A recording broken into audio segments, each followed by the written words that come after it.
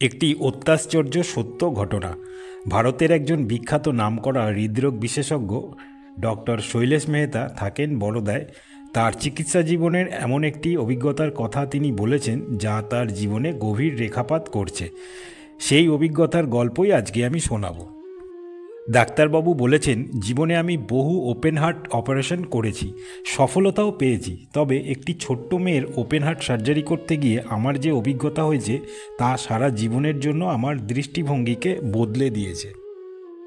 তিনি বলেছেন, এক পিতামাতা তাদের 6 বছরের অসুস্থ মেয়েকে নিয়ে আমার কাছে এলেন।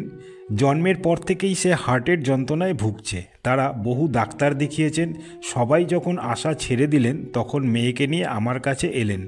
আমি পরীক্ষা নিরীক্ষা করে বুঝলাম এই মেয়ের আয়ু আর মাত্র কয়েক মাস। আমি খোলাখুলিভাবে তাদের সে কথা জানালাম। বললাম, মেয়েটির ওপেন হার্ট সার্জারি করলে বেঁচে থাকার সম্ভাবনা মাত্র 30%। তবে এমনও হতে পারে যে সে হয়তো অপারেশন টেবিলেই মারা যাবে, আর অপারেশন না করলে সে হয়তো আরও 3 মাস বেঁচে থাকবে। যে কোনো অবস্থাতেই তাদের মেয়েটিকে তারা হারাতে চলেছেন। আমার কথা শুনে মেয়েটির বাবা মা অপারেশন করার সম্মতি দিলেন, যেন একবার শেষ চেষ্টাটা করে দেখতে চাইছেন। নির্ধারিত দিনে অপারেশন টেবিলের সামনে এসে আমি মেয়েটিকে জিজ্ঞেস করলাম, কেমন আছো মামুনি, ভয় পাচ্ছ না তো?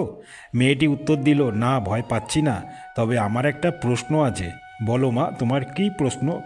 ডাক্তার আঙ্কেল, তুমি কি আমার ওপেন হার্ট সার্জারি করবে?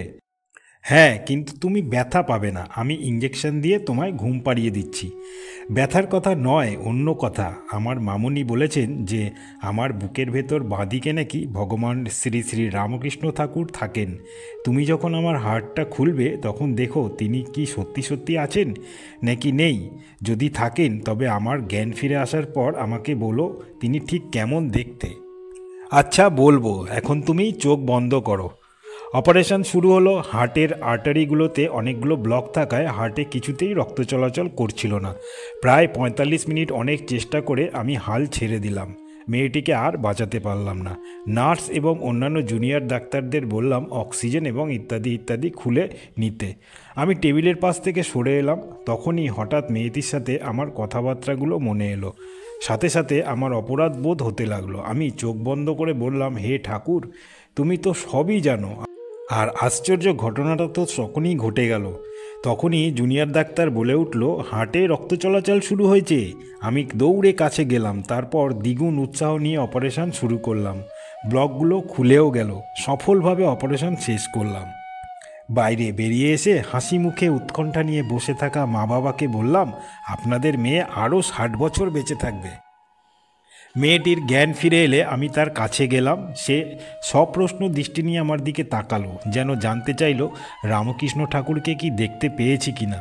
আমি বুঝতে পারছিলাম না যে তাকে কি বলবো। বললাম, ঠাকুর আছেন, তবে তাকে তো দেখতে পাইনি। তোমার অপারেশনের সময় তাকে ভীষণভাবে অনুভব করেছি।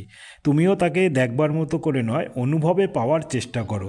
তিনি তোমার মঙ্গল করবেন।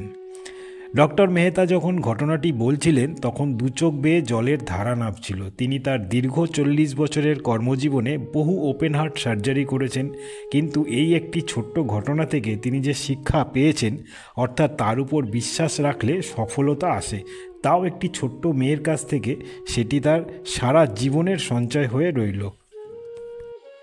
আর এই ঘটনার পর ডক্টর মেহতা তার অপারেশন থিয়েটারের দেওয়ালে তার নিজের বিশ্বাস অনুযায়ী ভগবান শ্রী শ্রী ঠাকুর রামকৃষ্ণ দেবের ছবি লাগিয়ে রেখেছেন।